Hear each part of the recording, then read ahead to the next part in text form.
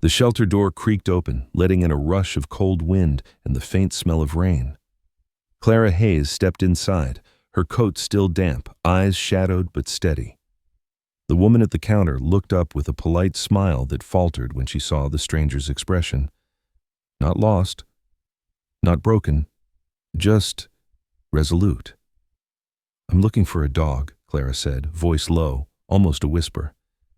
"But not just any dog, the one you've given up on, the one no one will take home."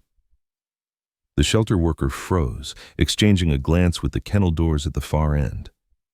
"You don't want that one," she murmured. Clara's hand tightened around the strap of her worn leather bag. "Yes, I do." From the darkness beyond the cages came a growl, deep, warning, almost human. The worker sighed. "His name's Storm. He's all scars and silence." Clara's gaze didn't waver. "So am I. Before we begin, tell me, where are you watching from? Drop your country in the comments below." The rain over Everwood came in fine silver threads, quiet but relentless, turning the streets into blurred reflections of the gray morning sky. Clara Hayes sat in her old Ford pickup outside the Pine Valley Animal Shelter, the engine ticking softly in the drizzle. She hadn't been back to this town in almost a decade, not since before Syria, before the explosion, before her husband's folded flag and the polite condolences that meant nothing. Her hands, scarred and steady, rested on the steering wheel. They were the hands of someone who had stitched wounds that wouldn't heal, on animals, on soldiers, on herself. The shelter was a low concrete building with chipped blue paint and a hand-painted sign that read, "Every soul deserves a chance." The words made her throat tighten. Clara stepped out, pulling the collar of her dark green field jacket higher against the mist. At 35, she still carried the quiet poise of a former military veterinarian, tall, lean, her movements deliberate. Her once golden brown hair had dulled to a tired shade of ash. Her eyes, a deep blue-gray, carried the weight of someone who had seen too much. Inside, the smell of disinfectant and damp fur hit her immediately. A woman looked up from behind the reception desk. She was in her mid-40s, with a round, pleasant face that tried to smile but seemed used to disappointment. "Morning. How can I help you?" "I'm looking to adopt," Clara said, her voice calm but hollow. "Well, you came to the right place. We've got plenty of good dogs needing homes." The woman reached for a clipboard. "I want your most hated dog." The pen froze in midair. The woman blinked. "I'm sorry?" "You heard me. Not the friendliest, not the cutest, the one nobody wants."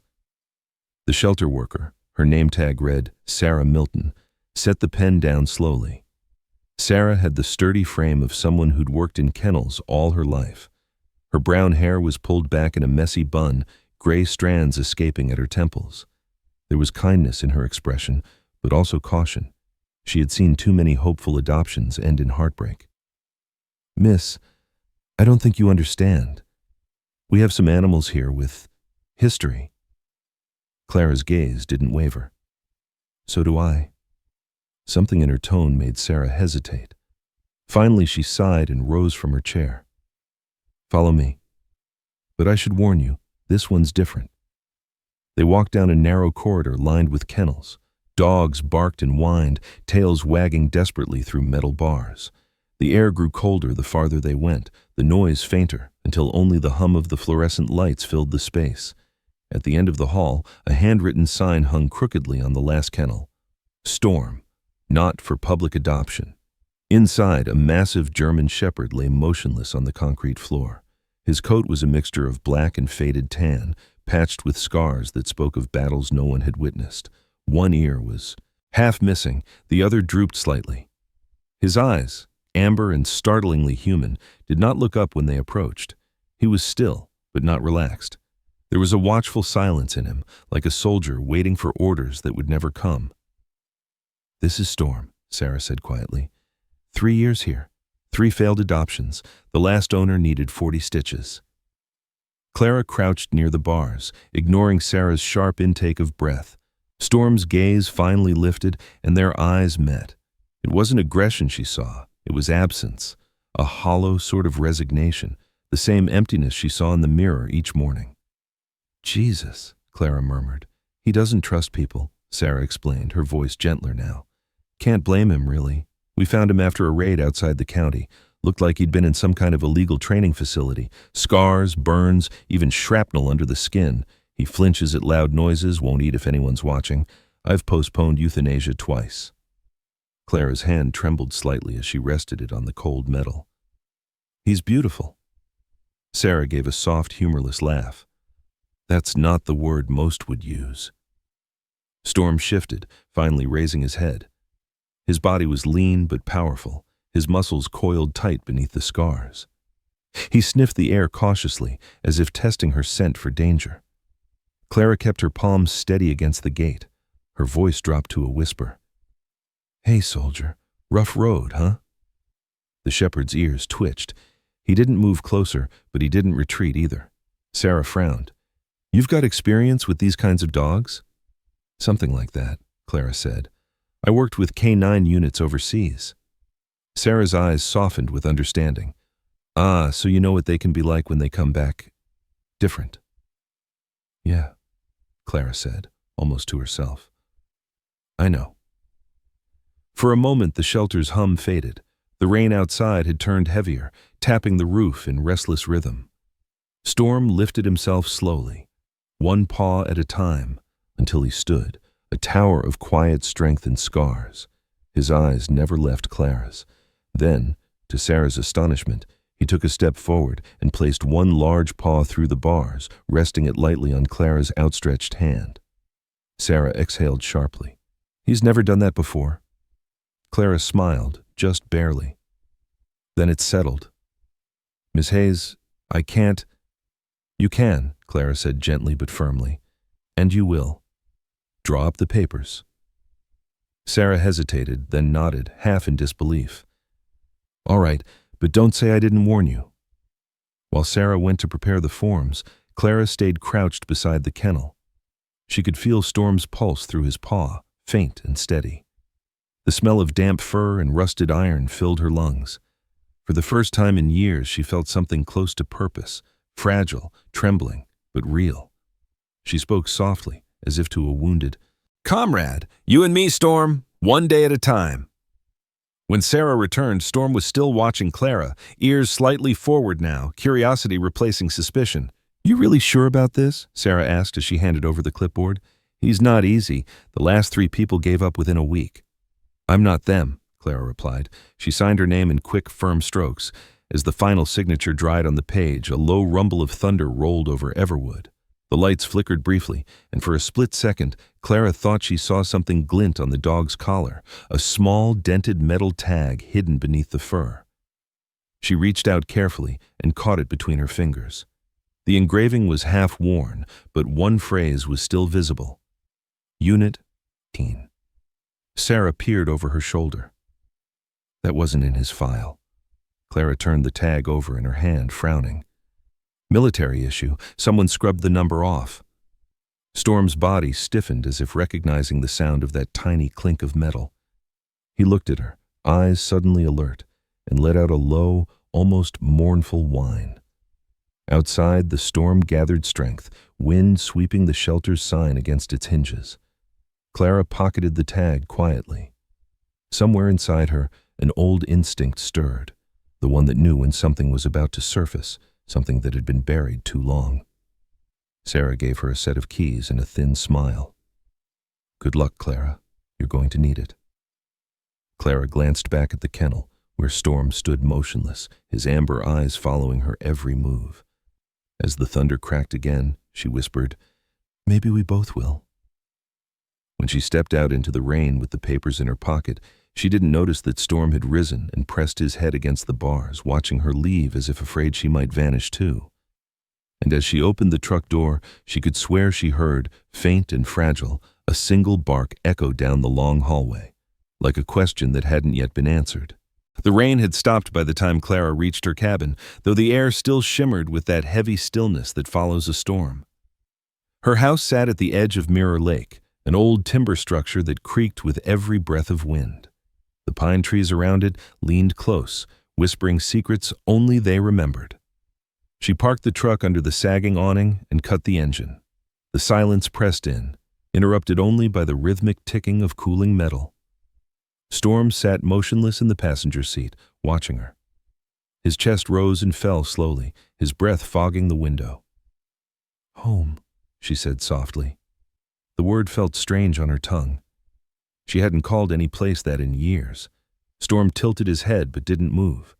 When Clara opened the door, he followed cautiously, paws landing on the wet earth without a sound. Up close, his size was imposing, nearly 90 pounds of muscle beneath a weathered coat, but his movements carried the measured grace of a soldier who'd learned to conserve energy. His fur, still damp, carried the faint metallic scent of shelter disinfectant mixed with something darker, ash perhaps, or gun oil. Inside, the cabin was sparse but tidy. The living room smelled faintly of cedar and coffee, with a small fireplace stacked with wood Clara never lit. The walls were lined with framed photographs, her husband in uniform, a younger Clara smiling beside him, and one image she always kept turned face down, a desert horizon burning under foreign skies. She led Storm to a corner near the window where sunlight gathered weakly through the glass. "This'll be your spot," she murmured, placing a thick blanket on the floor. Storm sniffed it warily before lowering himself halfway, as though testing whether it would vanish beneath him. Clara unpacked supplies from the shelter, a metal bowl, a bag of grain-free kibble, a worn leather leash. She spoke as she worked, her tone gentle but steady, the way she used to soothe injured dogs at field clinics. "I know this isn't much. You'll get used to it. We both will." Storm's ears twitched. When she poured water into his bowl, he didn't drink until she turned away. Later that afternoon, as pale sunlight broke through the clouds, someone knocked on the door. Clara hesitated before opening it to find Tom Grady, her nearest neighbor. He stood tall and broad-shouldered, the kind of man weathered by years of outdoor work. His beard was flecked with gray, his hands rough and scarred from carpentry. Tom was in his early 40s, a widower who spent most of his time fixing boats and avoiding conversation. His brown eyes held the kind of steady patience that comes from carrying quiet grief too long. "Afternoon," he said, voice deep and even. "Heard the truck pull in. Sarah called, told me you took the shepherd." Clara crossed her arms, cautious. "Word travels fast here." Tom gave a small smile. "It never would. It always does." She just wanted to make sure you're not planning to walk him near town yet. Folks get nervous. "I'm not." He nodded, glancing past her into the house. "Just looking out for you. Those dogs, sometimes they don't come back the same." Clara studied him for a moment, recognizing the flicker of understanding beneath his warning. "Neither do people," she said quietly. Tom's jaw tightened slightly, but he didn't argue. He handed her a small paper bag. "Fresh bread, from the diner. Sarah said you probably forgot dinner." She accepted it, surprised by the gesture. "Thanks." As he left, Storm appeared silently at the doorway, his body tense, gaze fixed on the retreating man. His posture wasn't aggressive, just alert, assessing. Clara placed a hand on his shoulder, feeling the taut muscles under her fingers. "Easy, boy. He's a friend."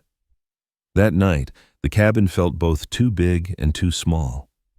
The ticking of the old wall clock echoed like distant footsteps. Clara sat by the window, writing in a worn leather journal she'd kept since deployment. The words came unevenly. Day 1.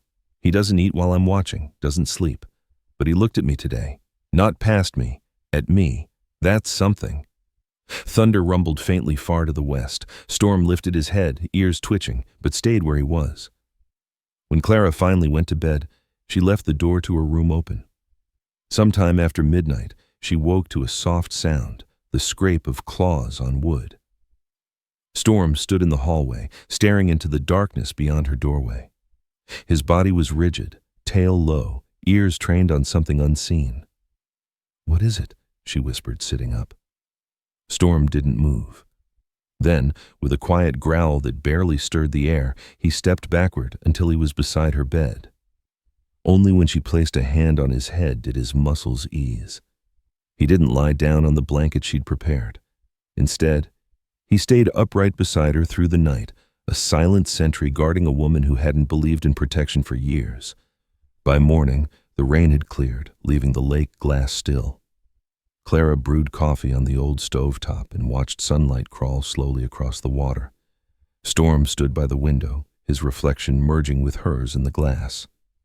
"You can relax," she said, half smiling. "No one's coming." He turned his head slightly, amber eyes locking onto hers as if to disagree. Later that day, she took him outside for the first real walk. The trail wound behind the cabin through damp pine woods. Birds called overhead, their cries sharp and distant. Storm walked beside her without pulling, head high, scanning the trees. Once, a branch snapped somewhere in the distance and he froze, tail straight, body coiled for action. Clara waited, saying nothing.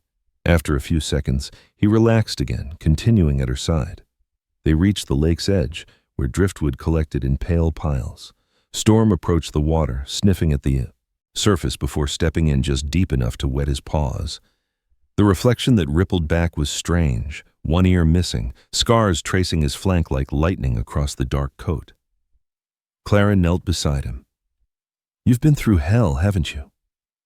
The wind stirred, carrying the faint metallic chime of something inside his collar. She reached for the tag again, the small, dented fragment stamped with Unit 17. Turning it over, she noticed a deeper groove beneath the letters, as if someone had tried to scrape off more than just numbers.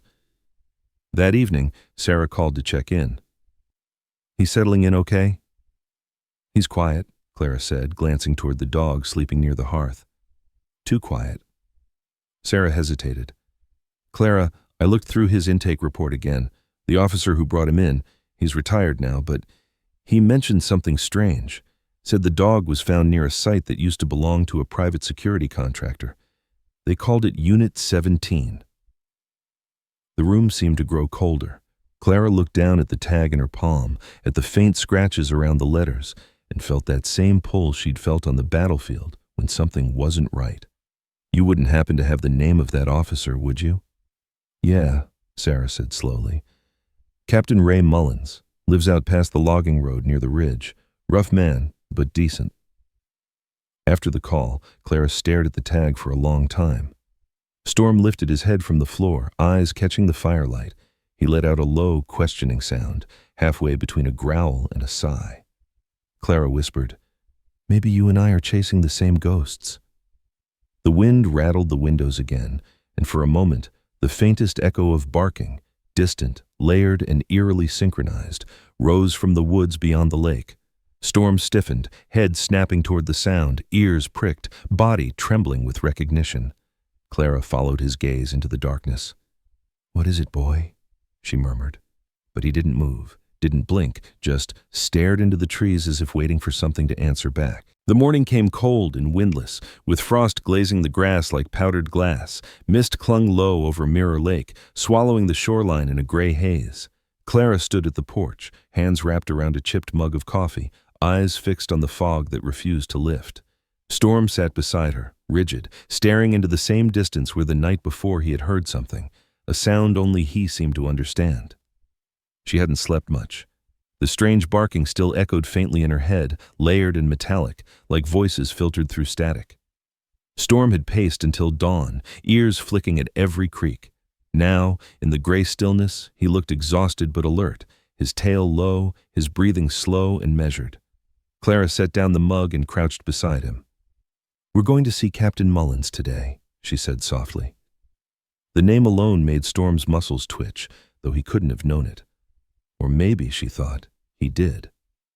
By mid-morning, they were driving north along the logging road that wound through the pines. The forest was dense here, old trees blackened by rain, their roots tangled like scars beneath the earth. Clara's truck rattled over uneven gravel until a hand-painted sign appeared. "Mullins Property. Keep out." She stopped the engine. Storm's head rose immediately, nostrils flaring, a low hum vibrating in his throat. "Easy," she murmured. She slipped on her jacket, the one still bearing faint desert sand stains she could never wash out, and got out. The air smelled of wet bark and oil. The cabin beyond the gate was rough-hewn and weathered, its porch crowded with old tools and rusted cages. From behind it came the metallic clang of someone hammering. When Clara called out, the sound stopped. Moments later, a man appeared at the doorway. Captain Ray Mullins looked to be in his late 50s, tall but stooped from years of hard work. His face was carved with deep lines, a thick gray beard covering a stubborn jaw. One eye was milky white, a remnant of an old injury, and the other, sharp as steel, took in everything at once. His left hand trembled slightly as he wiped it on his worn flannel shirt, the gesture more habit than need. "Don't usually get visitors up this way," he said, voice low and gravelly. "You the lady Sarah called about?" "Yes, Clara Hayes," she replied. "I adopted a German Shepherd from Pine Valley Shelter. He had a tag marked Unit 17. They said you brought him in." Mullins squinted at her, then at Storm, who stood by the truck with his ears pricked, gaze locked on the man. "That's him, all right. I'd recognize that scar anywhere." He stepped closer, his boots crunching on frost. "Hell, didn't think I'd see that dog again." "What happened to him?" Clara asked. Mullins' good eye flicked toward the tree line before returning to her. "You sure you want to know? Some things don't sit right once you hear 'em." "I'm sure," he gestured toward the porch. "Come on, then." Inside, the cabin smelled of oil, tobacco, and old wood smoke. The walls were cluttered with faded photographs of soldiers, helicopters, and dogs in tactical harnesses.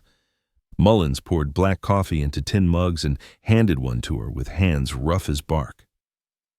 3 years back," he began, "I was working private security after retirement. Got called to clean up a mess west of here, a compound run by a contractor called Arctech Defense. They claimed it was a training division for retired military dogs. Truth was, it was a slaughterhouse for anything that failed their obedience metrics. Storm, back then they called him Bravo 7, was one of them. Intelligent, loyal, but too independent. He attacked one of the trainers when they electroshocked another dog, nearly killed the bastard. They were going to put him down, but the facility went dark before they could." "What do you mean, went dark?" Clara asked. Mullins leaned back, eyes distant. "Fire. Explosion. Some say it was an accident. Some say sabotage. All I know is I found that dog near the perimeter fence 3 days later, half-burned, dehydrated, still standing guard over another dead dog. Wouldn't let anyone near it until it collapsed. I brought him to the shelter myself." Clara's throat tightened. She looked at Storm through the open doorway. He had lain down near the truck, head resting on his paws, eyes still tracking every sound. "He hasn't forgotten," she murmured. Mullins nodded slowly. "Dogs like him never do." He reached into a drawer and pulled out a small, scorched photograph. It showed a younger man in uniform kneeling beside 2 German Shepherds. One was Storm, unmistakable even under the grime. The other, lighter coat, narrower muzzle, had a name tag barely visible, Cora. On the back, someone had scribbled in fading ink, Unit 17, Handler, Lieutenant D. Rains. Clara's pulse quickened. "Rains," she said. "I've heard that name." Mullins's gaze sharpened.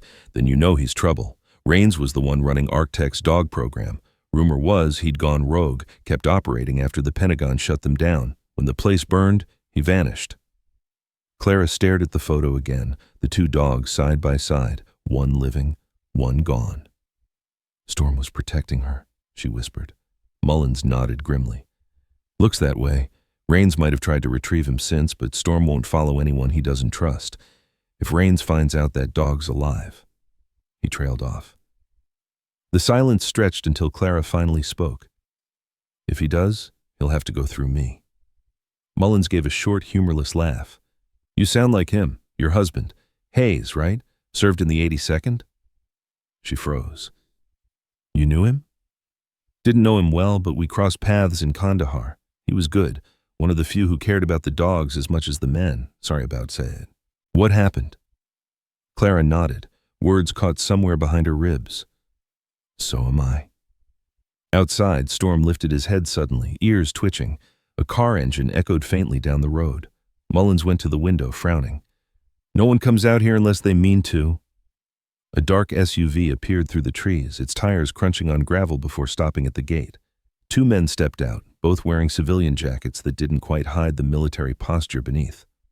One was tall and lean, clean-shaven, his expression unreadable. The other, heavier, kept his hands tucked into his coat pockets, but scanned the area with sharp precision.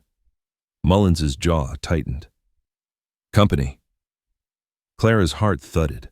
Storm was already standing, hackles raised, a low growl building in his chest. "Stay inside," Mullins muttered, reaching for the rifle leaning against the doorframe. "Those aren't locals." The taller man approached the porch, his voice calm but edged with command. "Captain Mullins, we're looking for a German Shepherd, military issue. Word is, you brought him in a few years back." Mullins didn't answer. Storm growled louder, stepping between Clara and the open doorway. The man smiled faintly. "Easy, boy. No need for trouble." His gaze flicked to Clara. "Ma'am, you might not realize what kind of animal you've taken home. That dog isn't a pet. He's property, classified training asset, Arctech Division. We're here to collect him." Clara's spine stiffened. "You're not taking him." The man's smile vanished. "Ma'am, this isn't a request." Before Mullins could speak, Storm barked once, a deep warning sound that vibrated through the cabin. Outside, the wind rose sharply, scattering pine needles across the ground. The man turned to his partner. "Get the tag. If it's the one, we'll confirm." Mullins stepped forward, rifle in hand. "You've got 10 seconds to get off my land." The standoff lasted only moments, but the air felt heavy enough to crack. The men exchanged a look, then backed toward the SUV. "This isn't over," the tall one said, eyes fixed on Clara. "You have something that belongs to us." They left, tires spitting gravel. Silence followed, thick, suffocating. Mullins lowered his weapon slowly. "You'd better keep that dog close, Hayes. If they know he's alive, they'll come again." Clara looked down at Storm, who was still trembling slightly, amber eyes blazing in the fading light. She placed her hand on his head. "Let them come," she whispered. Storm exhaled through his nose, steadying, but when she turned away, he kept staring at the road, his body tense, not from fear, but memory. And somewhere deep in the forest, that faint metallic barking rose again, closer this time. The next morning came pale and uneasy. Mist drifted low over Mirror Lake again, but this time the air felt different, too still, as if even the forest was holding its breath. Clara hadn't slept at all. Every sound outside the cabin, the creak of the dock, the faint hoot of an owl, had turned her pulse sharp. Somewhere beyond the lake, the echoes of last night's confrontation still lingered, thick as smoke. Storm lay at the foot of her bed, eyes open, watching the window. His body never fully relaxed, muscles rippling beneath his fur each time a branch scraped the wall. Clara sat at the edge of the bed, the photo Mullins had given her between her hands. Storm beside another dog, Cora, both in uniform harnesses. The letters on the back, Unit 17, Handler Lieutenant D. Rains, seemed to burn into her fingers. She whispered, "They're not done with us, are they?" Storm's tail thumped once on the floor, a quiet answer that felt like a warning. By mid-morning, Clara loaded the truck. The plan was reckless. Mullins had begged her not to go alone, but she couldn't ignore it. The Arctech facility had burned 3 years ago, yes, but she needed to see it for herself. Maybe there were records left, maybe even proof of what they'd done. The drive north took 2 hours, through forest roads that grew narrower, rougher, as if nature itself wanted to bury the past. Storm rode in the back seat, his eyes never leaving the window. Once they passed a charred sign half swallowed by vines, Arc 17 Training Division. The compound sat in a valley surrounded by pines turned black with soot. The main building was little more than a shell, twisted beams, cracked concrete, and ash. The smell of burnt plastic still clung faintly to the air even after years of rain. Clara parked near the gate, stepping out into the silence. Storm followed close, nose low to the ground. The air was colder here, the kind of cold that settled in bones rather than skin. She walked through the wreckage slowly, flashlight cutting through drifting dust. Rusted cages lined one wall, their doors bent outward as if something powerful had forced its way through. Scraps of fabric, old harness straps, shredded ID tags lay half buried in ash. Storm stopped near a corner, stiffened, and let out a low growl. Clara turned the light toward where he stood. A single metal door, warped but still locked, marked with fading yellow paint. Restricted, Unit 17. "Good boy," she whispered, kneeling to inspect it. The lock had melted halfway, fragile. With a few strikes from a rusted crowbar, it gave way, screeching open. Inside was a small office, walls scorched but papers still scattered across a metal desk. A cracked computer tower lay half-melted in the corner. On the wall hung a broken whiteboard, half covered in ash, but beneath it faint words could still be read: Behavioral Adaptation, Phase 4. Clara sifted through the debris, finding half-burned files stamped with the Arctech insignia. One folder still legible bore a label: Bravo 7, Cora, Test Logs. Her throat tightened as she opened it. The first pages were performance reports, familiar enough. But near the end were handwritten notes, cold, clinical lines that made her stomach twist. Subject Bravo 7 exhibits refusal to obey under stress stimuli, possible empathy interference, recommend isolation and pair separation to induce compliance. Cora terminated following electrical disobedience event. Bravo 7 responded with aggression. Note: prolonged mourning behavior observed, unacceptable attachment response. Clara closed her eyes, her pulse hammering. They broke him, she whispered, and he still tried to protect her. Storm had moved deeper into the room. He pawed at the floor, then backed away, whining. Beneath the debris was a small metal box, its lid scorched but intact. Inside, wrapped in a melted tag, was a collar, smaller, lighter, once pink perhaps, now gray from ash, the name barely visible: Cora. Clara crouched beside him, hand trembling as she touched it. Storm pressed his nose against the collar and whimpered softly, a sound too human to bear. Before she could speak, a noise shattered the stillness, the crunch of tires on gravel outside. She froze. Storm's head snapped up, growl deepening. Clara extinguished her flashlight, grabbed the files, and motioned to him. "We need to go." But when she reached the door, two beams of light cut through the ruin, headlights sweeping across the compound. The same black SUV from Mullen's property rolled to a stop. The tall man from before stepped out, followed by another with a rifle slung low. "Didn't I say this wasn't over?" His voice echoed across the burned yard. "You should have listened, Miss Hayes." Clara ducked behind the collapsed wall, whispering, "Stay." Storm ignored her, eyes blazing in the dark. The man advanced, boots crunching. "We just need the dog. You hand him over, we all walk away." Clara's mind raced. She spotted a side exit half buried under debris. Quietly, she shoved the folder into her jacket and pointed toward the trees. "Go," she whispered. Storm didn't move until she said it again, sharp, commanding, the voice of someone who'd once given orders in a war zone. Then he bolted, disappearing into the pines like a shadow. The men heard it. "He's running," one shouted. Clara stepped out, gun raised, her husband's old sidearm still engraved with his initials. "You'll have to go through me first." The taller man smiled faintly. "So be it," he gestured toward his partner. "Get the files." Shots cracked, echoing off the walls. Clara dove behind a fallen beam, dust raining down. Storm's bark erupted from the woods. A furious, guttural roar. A blur of fur and fury lunged from the shadows, hitting the rifleman square in the chest. The man fell, screaming, as Storm tore, the weapon from his hands. "Storm, down!" Clara shouted, but it was too late. The tall man swung his pistol, firing once. The bullet clipped the wall beside her, stone shards slicing her cheek. Storm lunged again, forcing the shooter backward. Clara scrambled for the files, grabbed the collar, and ran toward the forest. "Storm!" she yelled. He followed, limping slightly but alive, as the SUV's engine roared behind them. They crashed through the underbrush, branches tearing at her jacket. Behind them, voices shouted, closer, angrier. Then, just as her legs began to fail, a blinding light cut through the trees. "Over here!" a voice called. It was deep, rough, familiar. Mullen stood by his truck at the old fire road, rifle raised. "Get in!" She didn't hesitate. Storm leapt into the bed as she climbed in beside him. Mullins floored the gas, the truck fishtailing through the mud. In the rearview mirror, headlights danced behind them, but soon faded as the road narrowed into shadow.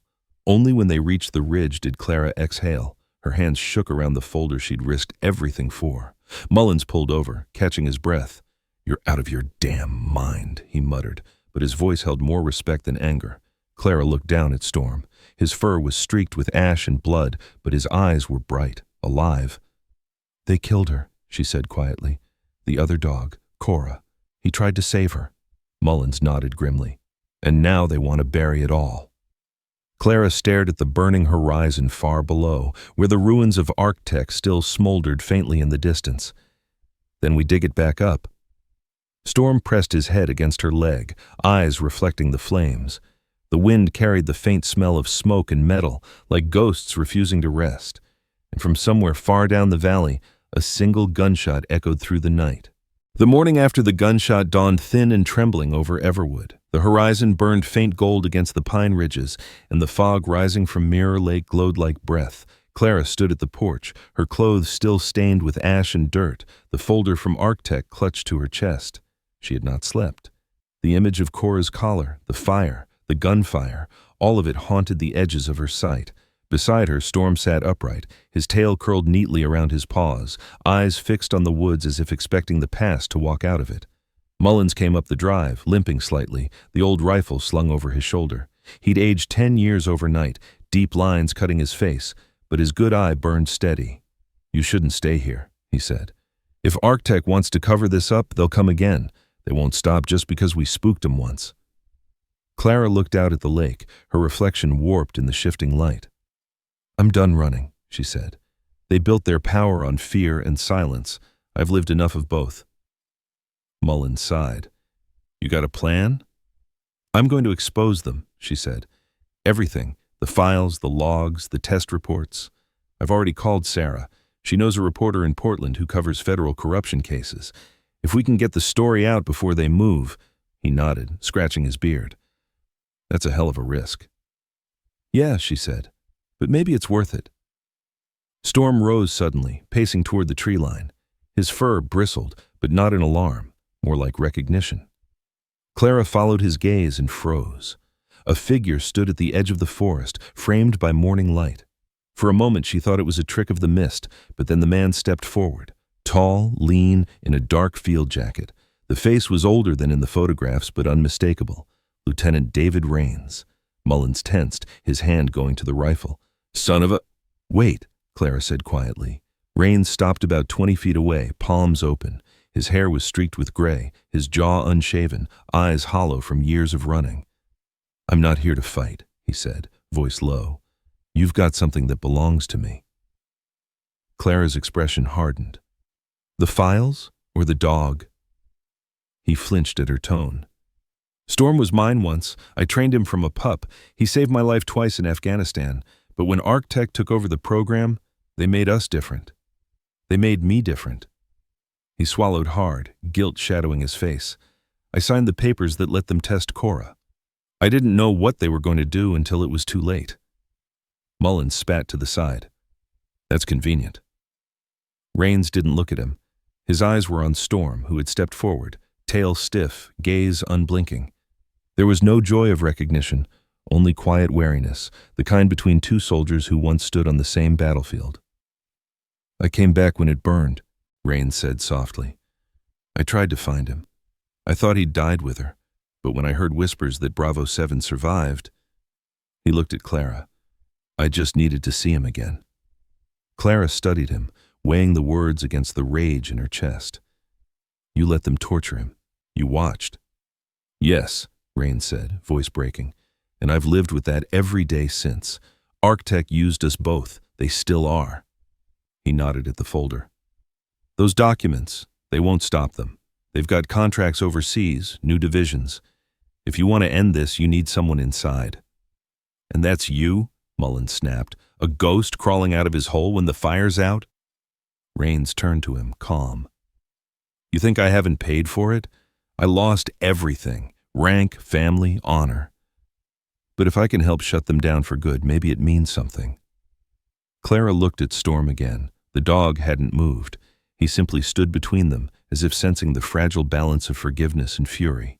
His ears twitched, his gaze darting from her to Rains, waiting for a command neither of them could give. Finally, Clara spoke. "You want to make it right? Then help me." Rains blinked, startled. "You know their systems, their people, their cover-ups. We release the files together. You go on record, you testify." He hesitated, pain flickering in his expression. "If I do, they'll kill me." "Then at least die doing something worth dying for," Mullins growled. The silence stretched long and sharp. Then Rains nodded once. Okay. That night, in Mullins's cabin, they worked by lantern light. Clara uploaded the scanned files and logs to encrypted drives. Rains provided codes, contacts, internal names. Storm lay nearby, head resting on Cora's collar, eyes half closed but ears alert. Every so often, when the wind rattled the window, he lifted his head, nostrils flaring, then relaxed again. When they were done, Clara leaned back, exhausted. Tomorrow, it goes to the press, she said. Rains nodded. Once it's out, there's no going back. Mullins grunted. That's the point. But before dawn, headlights flared again outside the cabin. This time there was no warning. The first bullet shattered the lantern. Mullins shouted, pulling Clara down as glass exploded across the room. Storm barked, deep and furious, leaping toward the door. They found us! Rains shouted. Mullins returned fire through the window. Go, back door! Clara grabbed the drive, clutching it to her chest, and ran. Rains followed, covering her. Outside, Storm darted through the shadows, a ghost of motion. They sprinted toward the tree line as the cabin behind them erupted in flame. The smell of burning wood filled the air, sharp, bitter, familiar. They reached the ridge above Mirror Lake. Clara stumbled to a halt, chest heaving. Below, the fire painted the forest in orange. Storm stood beside her, furs glowing in the light, eyes locked on the chaos below. Rains fell to his knees, coughing. A dark stain spread across his jacket. Go, he gasped. Get it out there! Clara knelt beside him, pressing her hand to the wound. No, not like this. He shook his head, smiling faintly through the pain. Tell him, I'm sorry. His eyes drifted toward Storm. He deserved better. And then he was still. For a long time, only the crackle of fire and Storm's low whine broke the silence. Clara closed Rains's eyes, tears tracing through the soot on her cheeks. She took the flash drive from his hand, clenched it tight. You'll be remembered, she whispered. By sunrise, the files were sent. Sarah confirmed through trembling phone calls that the story had reached the Portland Post, then national channels. Within hours, federal agents moved on Arctech's remaining facilities. The company collapsed within days. The truth was finally out. Weeks later, Everwood began to thaw. Snow melted from the pine roofs, and the lake reflected blue again. Clara rebuilt the porch rail that had rotted through and planted a row of white asters near the steps. Storm, healed from his wounds, followed her everywhere. He had changed. Not softer, but freer, like a soldier who had finally been relieved of duty. Sometimes, at dusk, Clara would sit by the lake, her hand resting on his head. The wind off the water would carry faint echoes, distant barks, soft and fleeting, like memories fading into peace. She didn't know if Storm still remembered Cora, or Rains, or the fire that had forged them all. But she believed he understood something greater. That survival, in the end, wasn't about forgetting. It was about choosing to stay. One evening, as the sun slipped behind the trees, Storm lifted his head and barked once toward the horizon. Clara smiled. Yeah, she whispered, I hear her too. The light lingered long after sunset, soft and golden, as if the lake itself refused to darken, like a promise that even the broken things could still shine. Sometimes, God doesn't send angels with wings. He sends them on 4 legs, scarred but faithful, to remind us that love still heals what the world breaks. Clara's story and Storm's redemption aren't just about surviving the darkness. They're about the quiet miracles that happen when broken souls find each other and refuse to give up. In life, we all carry wounds we hide, grief, regret, memories that keep us awake at night. But somewhere in that pain, if we keep faith, something divine stirs. God works not in thunder or fire, but in the small mercies, a loyal companion, a stranger's kindness, the courage to forgive ourselves. Maybe your miracle hasn't come yet. Maybe it's still finding its way through the storm. But it will, because grace never loses its way home. If this story touched your heart, take a moment to share it with someone who might need hope today. Leave a comment about what miracle means to you, and don't forget to subscribe. Together, we keep these stories of faith and redemption alive. May God bless you, protect you, and remind you, even in the darkest night, His light still stays.